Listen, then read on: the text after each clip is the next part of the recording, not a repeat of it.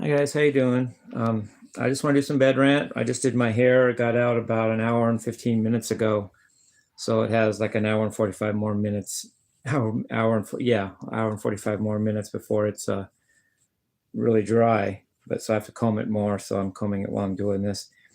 So how you guys doing? I just want to do some bed rant. I'm really happy. I think it's good to be humble. And people say I can't, my haters especially say I can't play.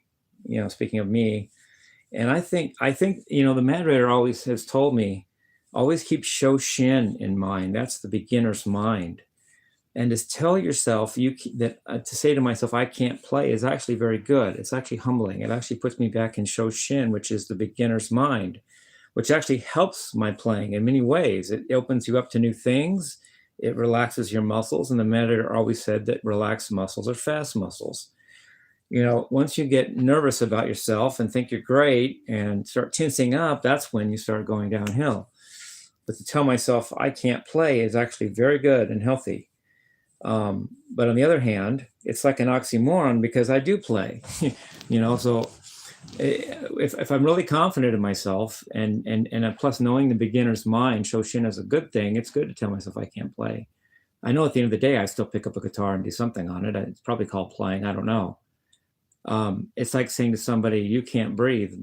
Okay, but I'm breathing. Well, you don't breathe right. You can't breathe. Well, yeah, I can. I'm breathing right now. Well, I literally do play the guitar.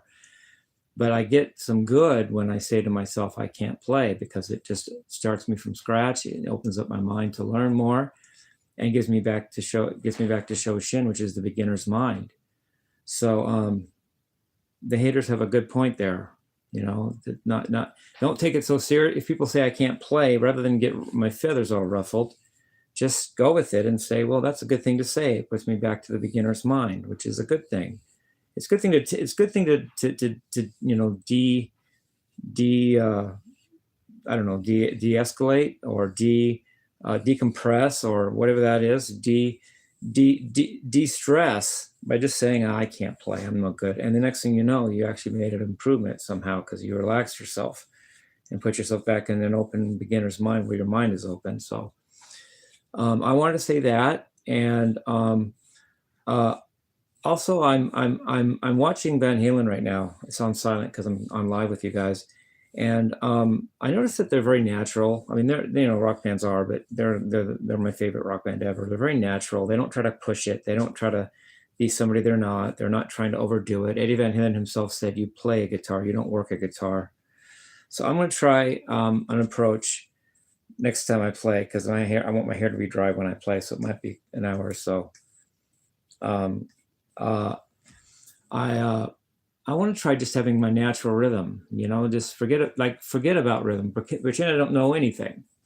Pretend I don't know what 4/4 is, and just play from my natural rhythm from my heart, and see what happens. Maybe that'll be a new thing for me. Maybe I'll fall on my face and won't be able to play anything. But on the other hand, it may just de-stress me or open me up to just have a better rhythm, actually, because rhythm is like speed, and not the drug, but like fastness on guitar. If you think about it and tense up, it kind of screws you up.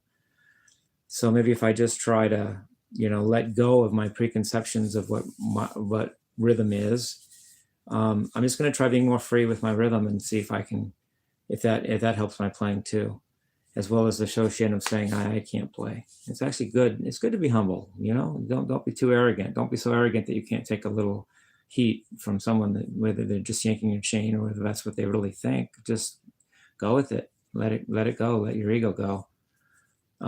Get your ego out of the way. In other words, They say that about Mozart, that he was the composer that got out of his own way the best. So he was the greatest because he didn't get in his own way. He didn't put up roadblocks one way or another by self-hindrance, And so I'm going to try some of that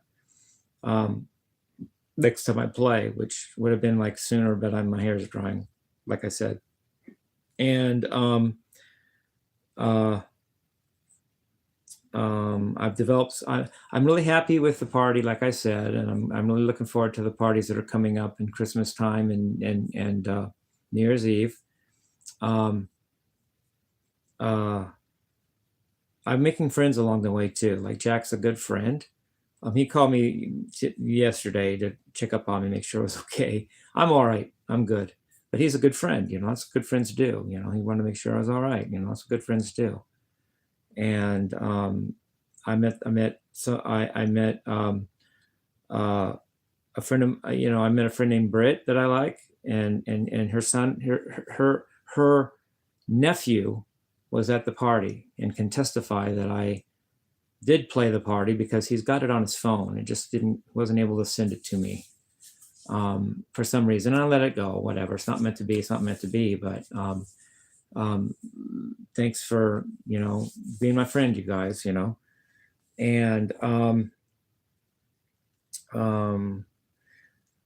when I put shorts on my YouTube, I'm a actor aficionado, maybe a wannabe actor, or maybe actor fan. And I think the greatest actors, at least for me, a lot of them were the villains. So I put a couple of things on there. It was nothing, I just wanted to show some acting I think is great. I like Tommy Lee Jones from Under Siege, the villain, and Bruce Payne from Passenger 57 was the villain. Cool. I just love that kind of vibe, It's nothing like, I just love, if I ever get offered to be an actor someday, I won't turn it down. Like if it happens, I'm just going to go with it. And if I end up playing the villain, so much the better. That'd be cool, But whatever they have me cast as, my first movie was supposed to be The Legend of Shirtless Guy. I was just going to play myself. It wouldn't have been that hard. But the whole thing fell apart for one reason or another, and I lost I just got disconnected from the project. It never happened, but I kept the title Shirtless Guy as my YouTube channel name for this channel I have here. So I'm just talking with you guys. I go with the flow. And when something tells me to do something on my channel or in my life, I just go with it. It's what I like to do. I believe we all have a connection to the universe, and I'm aware of mine. I don't know if that makes it any different or better or stronger than anybody else's, but I'm connected to it very well, and I just go with the flow of what the universe is, gives me the spirit to do. And and I've been working on I'm working on some different licks for my shred technique. I did a video on that. Sorry that I took about half the video just trying one of the licks out myself, because I had just learned it just like 10 minutes before I did the video or less. But I've worked it out now better, and I do these little shorts I'm calling it Jimmy's Extended Eruption. And I try to make like if I could do my own eruption solo, what would it be? And I can always do Ed Van Halen's version too. That's great. And he started the whole thing. But if I can do mine and it catches on and people want to hear my version or my extended version, then I can do that too. Leave it up to the people. Like if I go to a party, let them ask them, if they want to hear Eddie's eruption, I can do that really good. If they want to hear my version and what I have to do to add to it or make it different, I can do that. But Eddie started the whole arpeggio thing on guitar. Nobody was doing arpeggios on guitar until Eddie made the tapping popular. Nobody. Sweeping didn't exist. People barely alternate picked, at least in rock and roll. I don't know about country and all that. Everybody played chords and power chords, but nobody was doing arpeggios. Eddie started that. So anyway, I love you guys. Peace, love, and rock and roll.